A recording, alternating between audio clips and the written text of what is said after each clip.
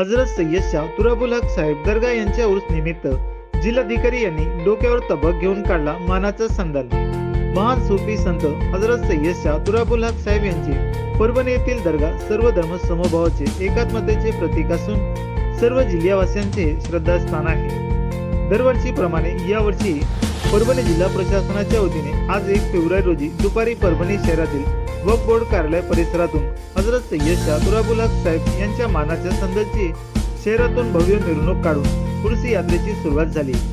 यावेळी जिल्हा पोलीस अधीक्षक राज सुधार, वक्फ मंडळाचे विभागीय अधिकारी आणि उर्स समितीचे व्यवस्थापक खुसरो खान, जिल्हा वक्फ अधिकारी सय्यद अमीनुज्मा आदी उपस्थित होते। मागील 118 वर्षांपासून या मानाच्या संदलची परंपरा आजतागायत कायम असून या यात्रेला देश आणि राज्यभरातून मोठ्या संख्येने भाविक येतात।